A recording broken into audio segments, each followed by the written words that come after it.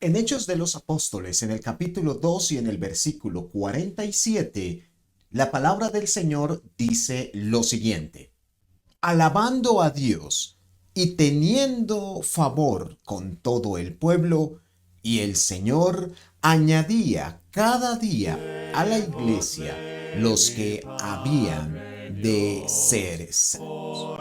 Hechos de los Apóstoles, capítulo 2, marca la era de la iglesia. De esta manera les doy la bienvenida a la lección del día de hoy.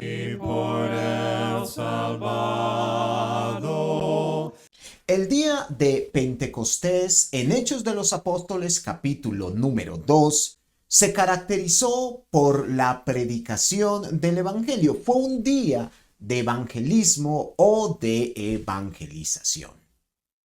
Y es que después de que el Espíritu Santo posó sobre los apóstoles, aquellos hombres comenzaron a hablar en lenguas perfectamente reconocibles por todo su auditorio. En Hechos mismo, en el capítulo 2 y en el versículo 8, leemos lo siguiente: ¿cómo pues les oímos hablar cada uno en nuestra lengua en la que hemos nacido? Pero aquellos hombres no solamente escucharon un mensaje claro, pero también específico y sumamente espiritual. Hechos de los Apóstoles, capítulo 2, versículo 11, nos confirma lo anterior con las siguientes palabras: cretenses y árabes les oímos hablar en nuestras lenguas las maravillas de Dios. Como puede observarse, aquel día la predicación del Señor fue revelada a todos aquellos que asistían a dicha convocación. Y fue Pedro quien de manera más puntual, quien de forma más específica, centró su mensaje en la persona de Jesucristo. Y así, desde el versículo 22 hasta el versículo 36, toda la predicación del apóstol Pedro se fundamentó en la obra, la muerte, la resurrección y la autoridad de nuestro Señor Jesucristo. Pedro habló de las maravillas que el Señor hizo durante su ministerio. En Hechos de los Apóstoles, en el capítulo 2 y en el verso 22, se nos confirma con las siguientes palabras: varones israelitas, oíd estas palabras. Jesús Nazareno, varón aprobado por Dios entre vosotros con las maravillas, prodigios y señales que Dios hizo entre vosotros por medio de él, como vosotros mismos sabéis. Pero además de aquello, la predicación del apóstol Pedro también trató con el importante tema de la crucifixión de Jesucristo. Un versículo más adelante, en Hechos de los Apóstoles, capítulo 2, y en el verso 23, la palabra de Dios nos agrega lo siguiente: a este, entregado por el determinado consejo y anticipado conocimiento de Dios, prendisteis y matasteis por manos de inicuos, crucificándole. Después de aquello, el apóstol Pedro centró su mensaje en la resurrección del Señor Jesucristo. De hecho, en toda la enseñanza del apóstol, este es el tema que más abarcó.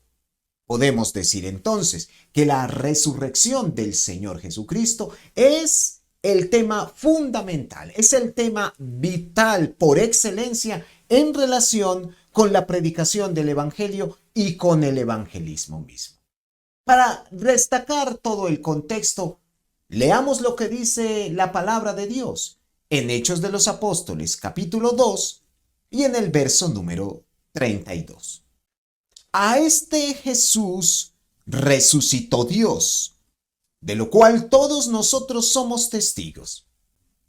Finalmente, El mensaje del apóstol Pedro se centraba en el señorío o en la majestad, en el poder del Señor Jesucristo, debido a todo lo presentado anteriormente. Para lo mismo quisiera resaltar el verso 36, donde inspirado por el Espíritu Santo el apóstol Pedro manifestó lo siguiente: sepa pues ciertísimamente toda la casa de Israel que a este Jesús, a quien vosotros crucificasteis, Dios le ha hecho Señor y Cristo.